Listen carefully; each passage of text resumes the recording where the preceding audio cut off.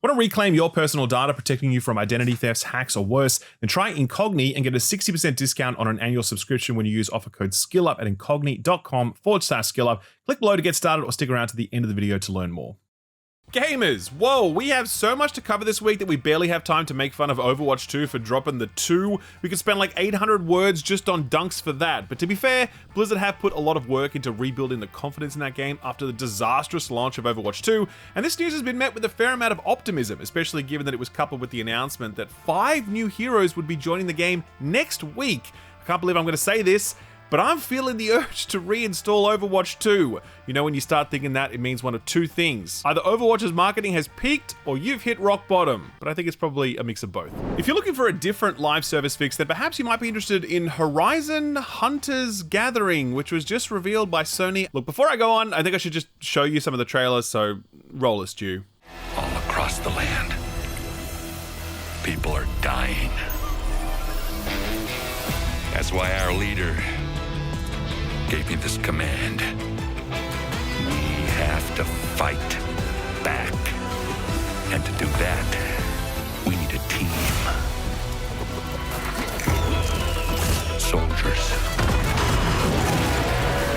who always hold the line.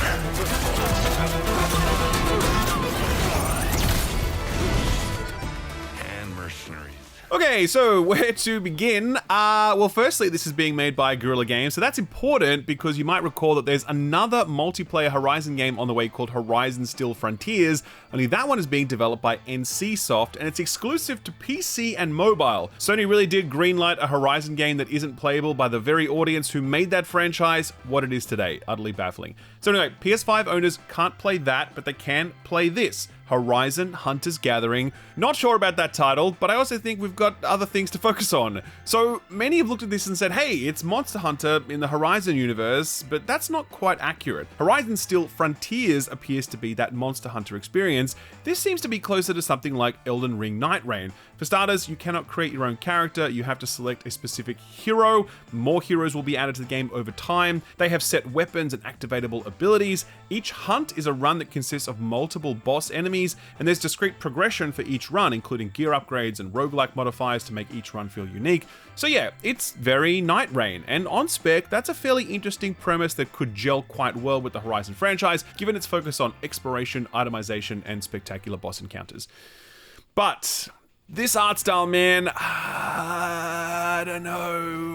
The reception to the game's reveal has been pretty mixed, with the sentiment largely hinging on the very cartoony, Fortnite-esque visuals. The reveal trailer, for example, has significantly more dislikes than likes on YouTube, with the comment section very focused on the art, and Reddit threads discussing the game are similarly hung up on it, with many commenting that it's just too different from the art style that made the original Horizon game so compelling. And look, I'm gonna be real with you, I agree. Many people like Horizon in secret, but I like it loudly and proudly. I think they're great games, and one of the reasons I love them so much is because of their art design. I think they look incredible, and the way that the robot dinosaurs are designed, like, it's out of control, man. The way you can see their components and the animations of those components as they move, or as they break apart as you strike them, it's just astounding, and I still get stopped in my tracks every time I see a clip of some nice, clean combat gameplay where someone really knows what they're doing. No other open world game has combat that looks this spectacular. But all of that is lost when the robots stop looking like actual robots. All of the intricacy of their gears and their animations is gone, flattened out by this stylized cartoon aesthetic. I look at this and I feel very little, if I'm honest. But hey, maybe I'm not the target market. I don't know if this is trying to pull in a younger demographic or something. I mean, what I'm looking for is coming from Still Frontiers, but that's being made by NCSoft, which means it's almost certainly going to have the worst in-game spending imaginable, and you can't even play that on PS5. So look, it is what it is. I'm interested in the gameplay loop. I'm not at all interested in this art design, and I guess we'll see how this thing actually plays when the beta tests begin, which should be soon if Guerrilla's hints are anything to go by. Anyway, that was a big news story, but the biggest story of the week is, of course, the abrupt and complete closure of Intrepid Studio, the development team behind the MMORPG Ashes of Creation. There's a lot to go over here, and we still don't have all the details, but the TLDR is that the studio founder, Steven Sheriff, has unceremoniously resigned, in inverted commas. The entire studio has been laid off, and those who have sunk money into the game will likely soon have nothing to show for it. So just your typical Kickstarter MMO, really. For some context, Ashes of Creation began its life as a wildly ambitious Kickstarter campaign some 9+ years ago, successfully crowdfunding around $3.2 million US, or roughly 3% of what Star Citizen has raised, and that game isn't even out yet. Notably, in an interview with PC Gamer back then, the studio's CEO Stephen Sharif claimed that the game was already fully funded and promised refunds if the game didn't launch, out of his own pocket if needs be. Quote, Kickstarter is a very small supplemental source to increase the scope of our project and hire additional personnel. The entirety of the budget comes from my personal funding, so if there's ever a moment in the future where it looks like there's a small percentage that the project might not be done, those reserves are available to refund the people who pledged toward it, end quote.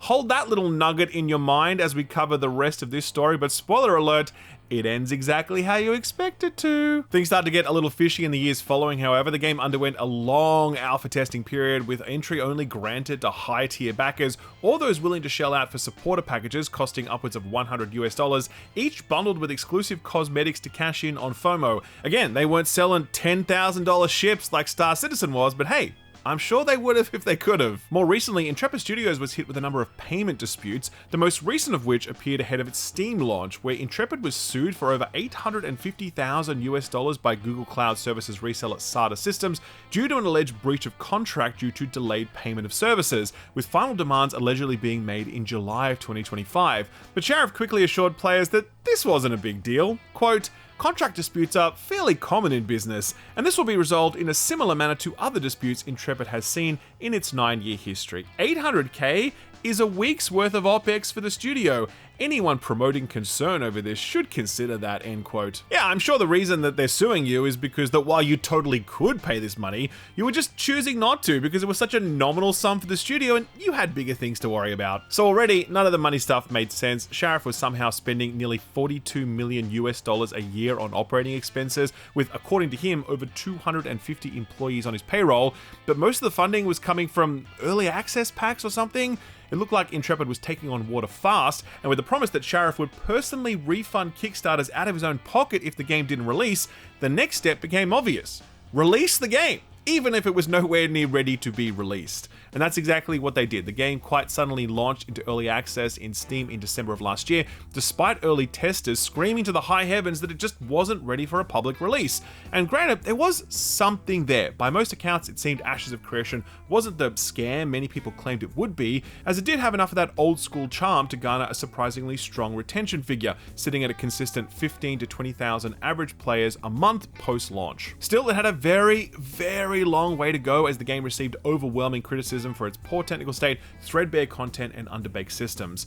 Mid-January of this year didn't start well for Intrepid, with 9 staff laid off from the studio, where Sharif again took to Reddit to remind players that things were all fine and dandy. Quote, development on Ashes is continuing forward and the team remains strong and fully engaged on the project, end quote. Well, all of this came undone earlier this week when word spread that the entire studio had been reportedly laid off. This began with a post on LinkedIn from Margaret Cron, former communications and marketing director at Intrepid, followed by numerous other posts from other workers confirming layoffs, all coming to a head when Sharif himself posted to the game's Discord server, quote, I could make a limited statement in my personal capacity and not on behalf of the company regarding the situation. Control of the company shifted away from me and the board began directing actions that I could not ethically agree with or carry out. As a result, I chose to resign in protest rather than lend my name or authority to decisions I could not ethically support. Following my resignation, much of the senior leadership team resigned. Following those departures, the board made the decision to issue WARN Act notices and proceed with a mass layoff. I cannot responsibly speak to further details at this time due to ongoing legal and governance matters,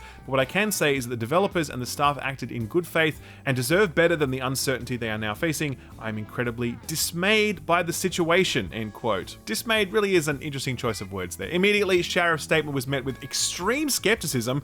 Part of Intrepid Studios' whole shtick throughout development was that they had no higher power to answer to. In response to a Reddit post from 5 years ago where a user asked why they should be excited for Ashes of Creation, Sharif claimed one reason is because, quote, we are who we are. We aren't governed by greedy corporate overlords. I'm funding the project, so no investors or a board to answer to, no publishers to appease. We speak with, not to, our community, and we actually listen to feedback and value/respect our players, end quote. This independence is something that Sharif Sharif would reinforce again and again over the years, and yet conveniently, following a poorly executed early access release, there now exists a mysterious board, and his reason for dropping his nearly decade-long pipe dream was because he didn't agree with their ethical decisions or something. Nobody's buying that right now. Adding injury to insult was that according to an email sent out to all employees, none of the laid-off staff would receive their last month of pay nor severance. Absolutely nothing. This was recently confirmed by Margaret Cron, who posted to Reddit recounting the events leading up to the moment. Quote, "In the end, none of us are receiving our final paychecks, the 60 days notice and pay outlined under the WARN Act, PTO payouts, and other compensations owed," end quote. She also made clear that none of the employees were privy to what was about to happen there. None except for their CEO, it would seem. One might wonder if the Steam launch wasn't just a last-ditch effort to secure funds, but also avoid liability for those refunds, since he technically fulfilled that promise of launching the game. That promise wasn't legally binding, of course, nor is it enforced by Kickstarter, but at least it would net Sharif some sympathy points. And look, unfortunately, we really don't know what's gone down here, since Sharif's description of events is extremely unreliable, and he's not talking to anyone, and staff don't know what really happened because they weren't privy to those decisions. It's hard to know if this is a genuine rug pull where Sharif was obfuscating the studio's dire financial position for a long time and had no genuine hope of supporting the game for the long term, or if they really were on the cusp of making it, and that early access launch might have been just enough liquidity to carry them for the next 12 to 18 months. Given how quickly all of this collapsed, it sounds like the former rather than the latter, but like I said, we won't know for sure until more reporting comes out, or until the lawsuits drag out the truth, and I sure do expect there to be plenty of lawsuits. The game has already been delisted from Steam, and I'd encourage those of you who bought into the early access to reach out to Valve support, as they do seem to be issuing refunds regardless of playtime, though it is still a bit of a process since there hasn't been any official word on Ashes of Creation's future. Remarkably, a development update is still happening on the 13th of February. Not sure who it'll be hosted by given these layoffs, but whatever their plan is, I suspect it won't be too long before this game is taken offline for good, unless someone comes in to save the day, and who knows who that might be. Pivoting to some AI news now, since I know we're all big fans of that, the Intertubes has been aflutter with reactions to the release of Project Genie from Google DeepMind. And reading that back, that really does sound like a completely made up sentence, but I can assure you, it's real, whether we like it or not. A newly released video showcased a prototype of a tool that purports to generate, quote, playable worlds, end quote, with a mere prompt. Note that this is not actually generating game assets or programming or anything like that, but instead using AI to generate the next frame based on your inputs. Quote, unlike explorable experiences in static 3D snapshots, Genie 3 generates the path ahead in real time as you move and interact with the world. It simulates physics and interactions for dynamic worlds, while its breakthrough consistency enables the simulation of any real-world scenario, from robotics and modeling animation and fiction to exploring locations and historical settings, end quote. This does come with a few disclaimers. It can only generate up to 60 seconds of content at the moment, and The Verge reports that the resolution is capped to 720p and a frame rate of about 24 FPS, which means that Project Genie runs better than Borderlands 4. There's also no sound, a good deal of input lag, and nothing you can really do besides walk and jump. Wait a minute, low-res graphics, low frame rates, input lag, nothing to do but walk around and jump. Is Project Genie a Bethesda game? Todd, is this your doing? If you want to experience it for yourself, you gotta pay, of course. To get access, you'll need to be a Google AI Ultra subscriber, setting you back just $250 per month. I don't know about you guys, but I'm sold. According to Diego Rivas, product manager at Google DeepMind, the model is, quote, trained primarily on publicly available data from the web, end quote. So you can imagine how that's gone down. Immediately, people began using copyrighted characters and IP to recreate games like Sonic, but also good games like Breath of the Wild and Dark Souls. The Verge managed to do Mario 64 and Metroid Prime, though they say that before posting their article, Project Genie stopped them from generating worlds based on Mario 64 due to, quote, interest from third-party content providers. I wonder who that would be.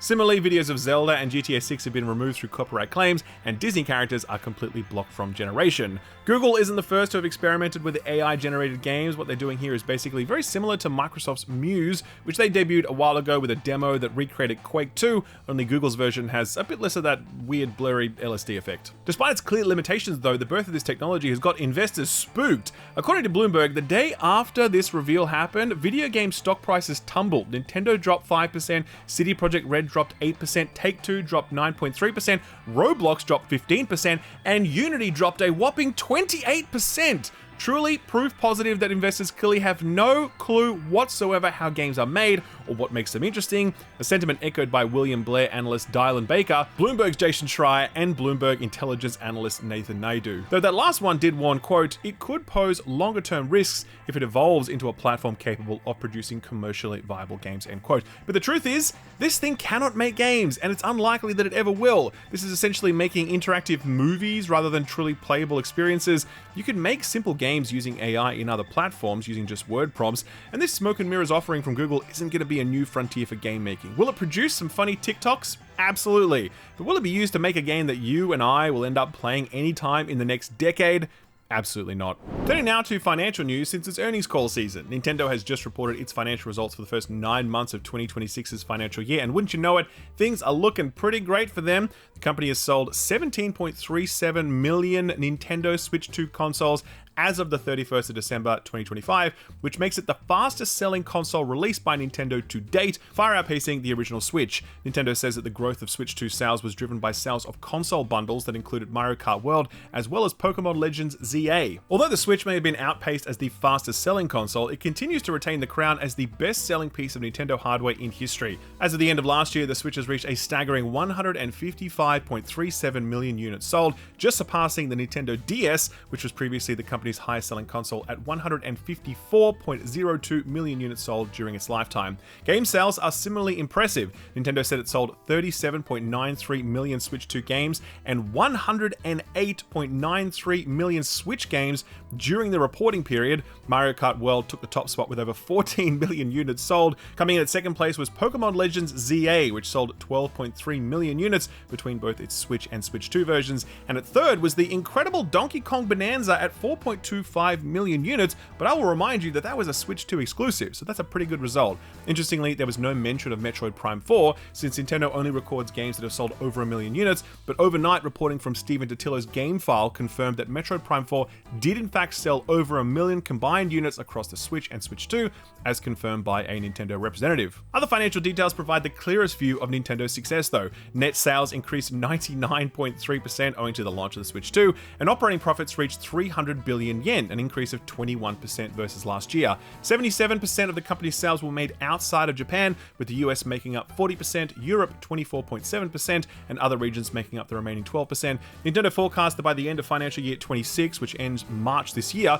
it will have sold a total of 19 million Switch 2 consoles and 48 million Switch 2 games, and with the way things are going, I can certainly see them hitting that number. When asked if Nintendo would ever consider making all of their games multi-platform and pivoting to a focus on a device-agnostic, cloud-based future, a Nintendo spokesperson responded, quote, "Lol, LMAO even." Okay, that didn't actually happen, but it is fun to imagine it. Speaking of which, the next-gen Xbox might be launching next year. If comments from AMD CEO Dr. Lisa Su are anything to go by, quote, "From a product standpoint, Valve is on track to begin shipping its AMD-powered Steam machine early this year, and development of Microsoft's next-gen Xbox featuring an AMD semi-custom SoC is progressing well to support a launch in 2027, end quote. As we've covered multiple times on this show, Microsoft has a formal strategic multi-year agreement with AMD since 2025, and comments made by Xbox President Sarah Bond would reaffirm that their next Xbox console would be developed together with AMD. The timing though, 2027? Bruh, read the room, Xbox. No one is looking for a new console anytime soon. The stuff we've got is working just fine, so just focus on, making different color Xbox controllers for a while, and we'll let you know when we're ready to make the jump to next gen. A quick lightning round to finish off, and let's check in on how Highguard's doing a week post-launch. Man, I can't believe that was only a week ago. It feels like 6 months ago at this point. As a reminder, launch day hit an impressive peak of over 97,000 concurrent players, but overwhelmingly negative reviews. This eventually died down throughout the week, dipping to about 4,000 people at its lowest point, at least until developer Wildlight did the thing that we were all hoping they'd do. They added a 5v5 mode. That was debuted on a weekend as a limited time mode, which saw the concurrent player count bounce up to 15,000, and this also came alongside more positive reviews, eventually outpacing the negative ones, with the game now sitting at a mixed 45% on Steam. But the player count then yo-yoed back down to under 4,000 players on Monday when the mode was removed. As expected, players implored Wildlight to add 5v5 as a permanent mode, and so that's exactly what they did. Quote, "You've been asking and we're happy to share. 5v5 raid mode is here to stay. We appreciate everyone hopping in over the weekend to give the mode a try. We saw a fairly even split between 3v3 and 5v5, which helped inform our decision," end quote. Kudos to them for acting so fast. Will it be enough to get some momentum rolling? I guess we'll find out. Of the many bleak headlines to come with the evolution of AI, this is certainly one of them. Get this. Sony has patented an AI-generated podcast voiced by PlayStation characters. Yes, unfortunately, this is real. As reported by Videogames Chronicle, the patent says that the LLM-based podcast would, quote, identify data associated with a video game player's profile and generate a podcast of news related to that data, with the podcast presenting the news in a voice of a video game character of a video game played by the video game player, end quote.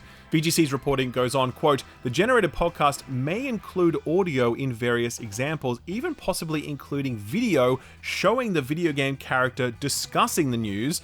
Using the player's profile information, the podcast may include news about games played by the user, including things like gameplay and software updates, and news about connected titles, with the second video game being identified as being a video game not yet played by the video game player.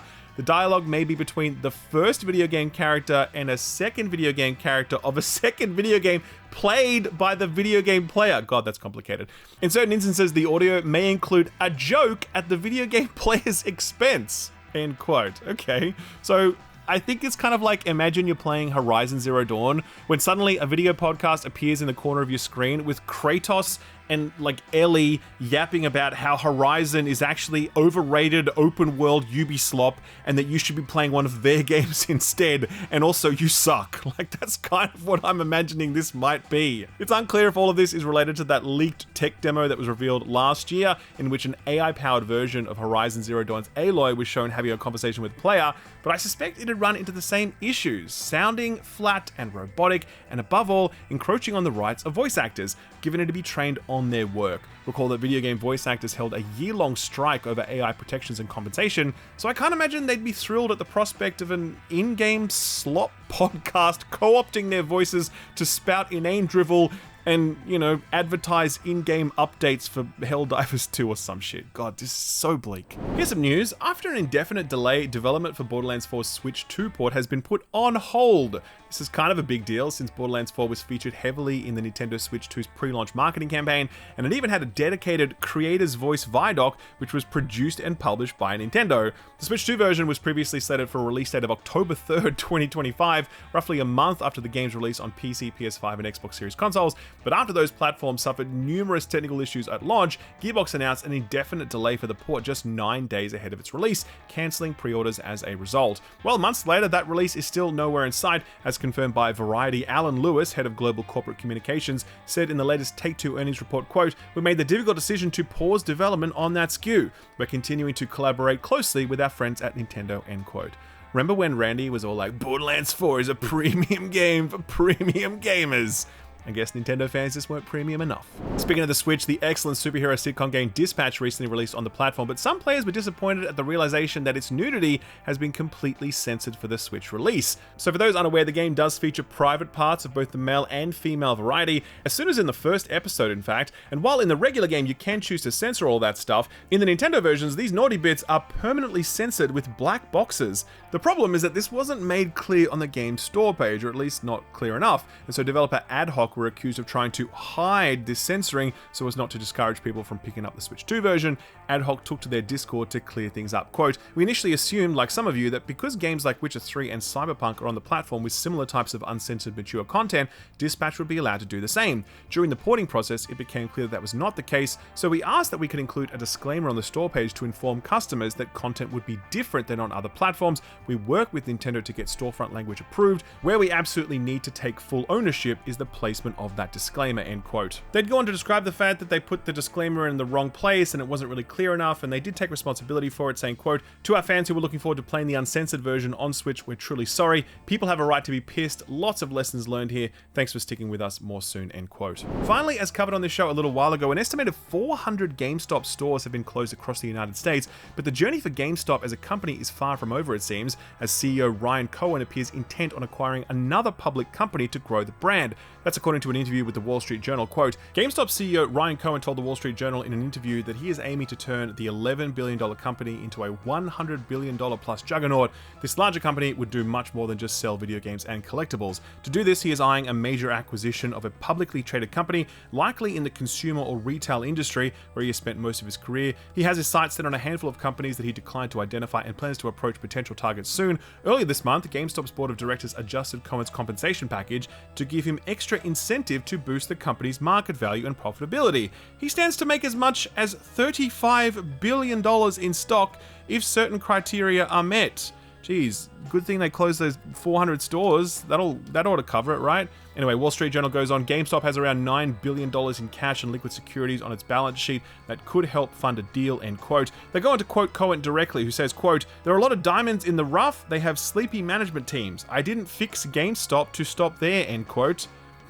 Is GameStop fixed though? I think I know the answer, but let me know in the comments below. So what got announced or delayed this week? Well, catching up on a few of the announcements we missed at the tail end of last week, the most important of which being that suitably bizarre Nintendo Direct for Tamagotchi Life Living the Dream. This life simulation series is one of those that managed to get a worryingly enthusiastic cult audience through its DS and 3DS installments, and Nintendo definitely did not shy away from the weirdness for this Direct, probably hoping that it would get people talking and attract some new eyeballs. This one's getting released on the Switch on April 16th. Now, I feel like it's way too early in the year to start thinking about Jeff's Summer Game Fest in June, but indie label Fellow Traveller has other ideas. This is the Australian publisher responsible for putting out absolute bangers like Citizen Sleeper and 1000X Resist. They announced that they're hosting a story-rich showcase during the Summer Games Fest week with a focus on curating a selection of upcoming narrative-focused games. They notably flagged there will be no paid or sponsored slots for this one, so that's nice. Finally, there is one cancellation worth mentioning this week, and it's the end of support for Apex Legends on the Switch 1. If you played Apex on a Switch 1, I'm kind of surprised, but also sorry to inform you that they'll be shutting it down when Season 30 starts on August 4th this year. Since everything is linked to your EA account, you'll be able to transfer progress and purchases over to the Switch 2 version of the game or any other platform where it's available. Not currency though. Anyone out there being left in the lurch by this one? I'd be really interested to hear how many Apex Switch mains there are out there. Are you guys playing at like 15 frames a second or some shit?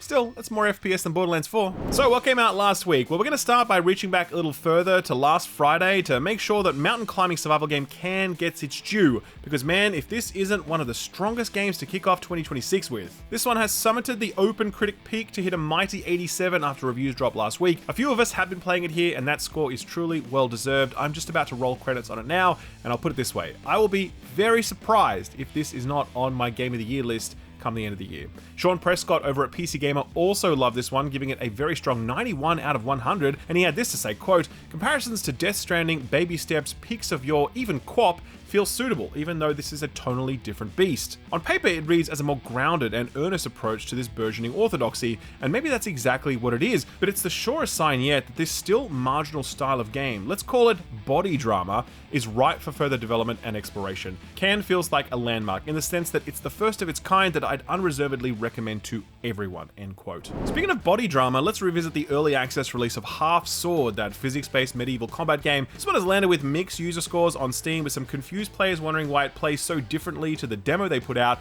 and others complaining about some pretty bad optimization. One of the more upvoted, helpful reviews came from Steam user Unsung Hero, who put over 5 hours into this thing and wrote, quote, I don't understand how the demo had better weapon physics and control. Most of the weapons, when swung, end up twisting and turning in every direction imaginable. I cannot express how many times a polearm has gotten twisted around and tripped myself into a loss, end quote. Steam user Grey Fox has put over 16 hours into this and is slightly more optimistic, saying, quote, devs are taking the feedback seriously, so I have no doubt the game's many issues mentioned elsewhere will be resolved soon. I love the game as it stands on a gameplay level and can't wait to see how it ultimately shakes out, end quote. A rough start, but hey, that's early access for you. Moving on to the big one for the week, Dragon Quest VII Reimagined, Square Enix's second remake of this PlayStation 1 era RPG. They didn't pony up the budget to give this one the Final Fantasy VII revamp, sadly. It's still very traditional looking, but regardless, it's landed very strongly on OpenCritic at a mighty 84, with the game's biggest critics being the Dragon Quest diehards. Adam Vitale over at RPG Site landed on a 7 out of 10 for this one, saying, quote, Reimagined still encapsulates much of what makes Dragon Quest VII resonant, but with every possible edge sanded off. It succeeds at streamlining a lengthy adventure at the expense of player discovery and friction.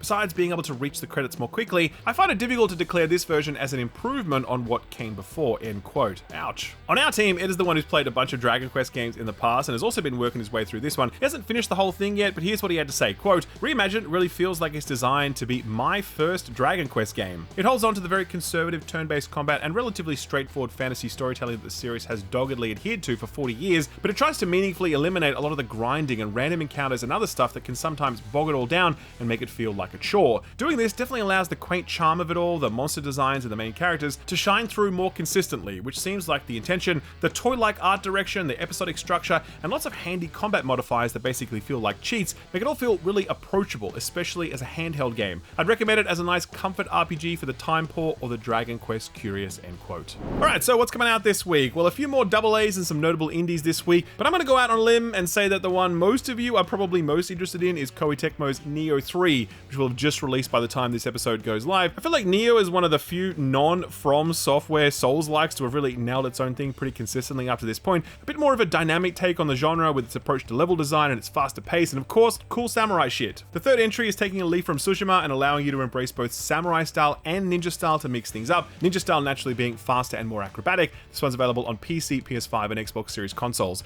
Also out by the time you watch this, Carmageddon Rogue Shift. If you're not old enough to remember this one, this is a vehicular combat game where its crowning feature was that it encouraged you to run down pedestrians, and Congress got very mad about it. The 90s. It's been reimagined as a roguelite with zombies, but a little hard to get a sense of how this one is going to fare. We'll keep an eye on it though. It's out on PC, PS5, Xbox Series consoles, and Switch 2. Keeping with the slightly horrific themes for a bit longer, we'll jump over to next Thursday, February 10th, which is when Chrysol Theater of Idols releases for PC, PS5, and Xbox Series consoles. This one is the next horror game to be published by Blumhouse Games, the offshoot of the horror film production house. And this one is an action horror game set in a version of Spain that's somehow worse than the one Leon Kennedy found himself in. A big focus on messed up religious iconography here, with its unique mechanic being the idea that your blood is both your health and your ammo. Heard a lot of good things about the demo for this one, and you can still download it on Steam if you're interested, so go check it out. Staying on the train to Messed Up City a little longer, also launching on Tuesday is the incredibly disturbing and incredibly long-awaited Mugenics, the new game from Edmund McMillan of Super Meat Boy and Binding of Isaac fame, together with Tyler Glael, who made a platformer called The End Is Nigh.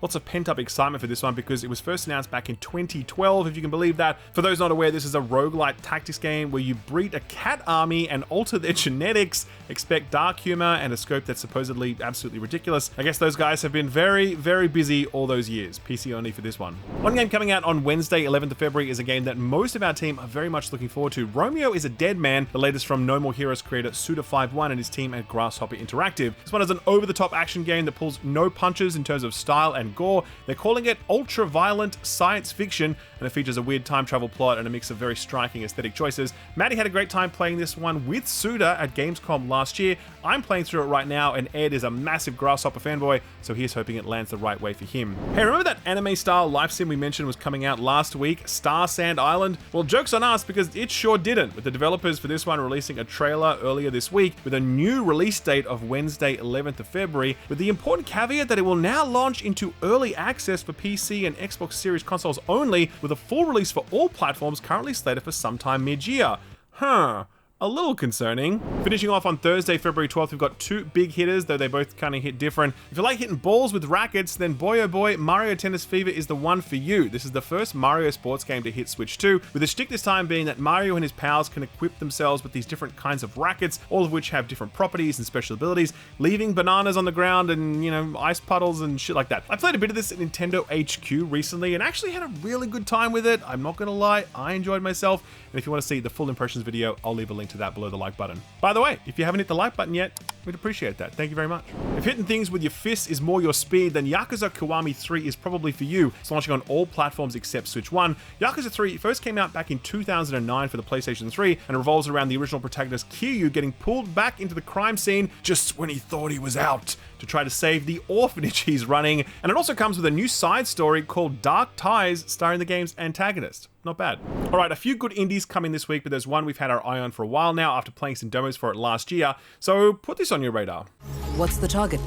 Behold, the Bangwa Queen from Cameroon. We must return her home. Anything else while we're there? Ooh, that Asante gold mask would be great to have. Okay, how do we get in? This is Relooted, and it's a heist action game that sees you sneaking into buildings, casing the joint, placing your accomplices in the best place to make use of their unique abilities, and then executing the heist and escaping while the alarms blare, hoping you don't completely mess something up somewhere along the line, which you almost certainly will. It's a bit like if Mirror's Edge was 2D and somehow incorporated the gameplay loop of a single-player version of Payday. The cool thing about this one is that it's being made by a dev team out of South Africa, with members from all over the African continent involved, and this background plays a big part in the whole narrative conceit for Relooted. It's about a team of heisters who are working to steal back actual African artifacts that were taken and are currently owned by museums around the world. Will 70% of the missions be set in the British Museum? I guess we'll find out. A really neat idea for a game that also feels good to play. Relooted comes out on Tuesday, February 10th for PC and Xbox Series consoles,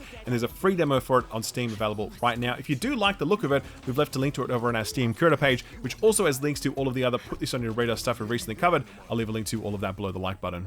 Our feel-good story for the week is kind of a twofer. You might have heard that Austin Wintory just won a Grammy for his work composing the score for Sword of the Sea. I was really glad to see this because Wintory is one of the most talented composers in the video game industry, and if anyone deserves this sort of recognition, it's him. But I was also glad because it recognized this soundtrack, which, when I first came to it, I thought was less striking and memorable than some of Wintory's previous work, but as I listened to it again and again in the months that followed, I came to really appreciate it for its understated confidence and subtlety. It actually went on to become one of my most listened to albums in 2025. It was a point that Wintory himself addressed in his video responding to the win, where he acknowledged his own surprise that a score like this, one rooted in quiet moments and subtlety, would win an award like this. He was happy and appreciative and thanked all those who supported him along his journey, but at the very end of the video, he had one more thing to say. I'll let him take it from here.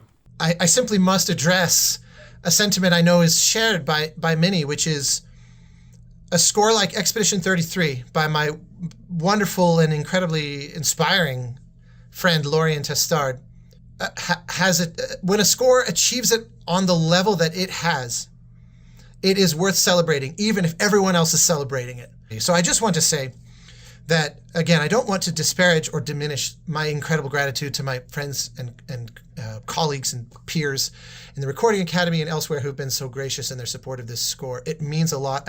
I don't brush it off. But I would have been absolutely delighted and overjoyed to stand alongside Lorien in the nominations and then be cheering as he ran up the stage to receive the award. And so I guess in that way I say thank you, and I happily dedicate this Grammy to him and to Sandfall for a really, really special achievement that I know I echo millions of people around the world in saying it meant a lot to. So thank you, and onward to the next adventure. Isn't that nice? I thought that was nice. Man, imagine being Lorien Testard and on the very first score you compose, you win so many awards that you start getting handed awards you didn't even win. Must be nice. But that's it, ladies and gentlemen. We are done for the week. I'm off to play some Can now. I'm at the foot of a very big, very sheer cliff face, and I fully expect to spend the next 4 hours constantly falling off it and yelling at my TV. So 1 like equals 1 prayer for me as I continue my climb. Be sure to subscribe and ding the notification bell, and don't forget to stick around to hear from this video's sponsor, Incogn. For now, though, I'm out. Have a great week, and we'll see you real soon. Bye-bye. This video is sponsored by Incogn, who are specialists in helping you reclaim your online data in order to protect you from identity thefts, hacks, or worse. Removing your data from as many corners of the internet as you can may seem like a no-brainer, but it can be a relentless and exhausting process to try and bargain with companies to take your data down. That's where Incogn comes in. You sign up, you enter your details, you grant it the required permissions, and after that, Incogn does all the work for you, sending out hundreds of automated requests to reclaim your data. Incogn has sent out over 177 requests on my behalf, which has resulted in my data being taken down from 171 sites.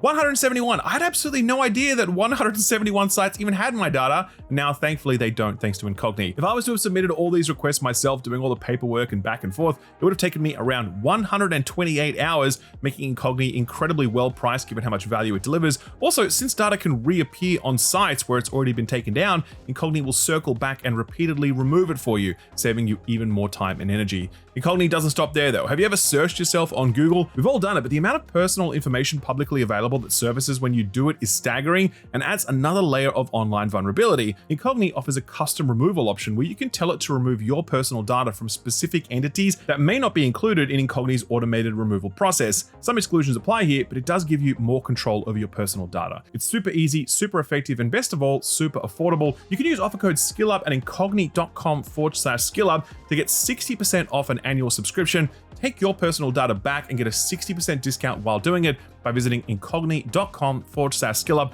and using offer code SKILLUP at checkout. Thanks Incogn for sponsoring the video, and thank you for watching it.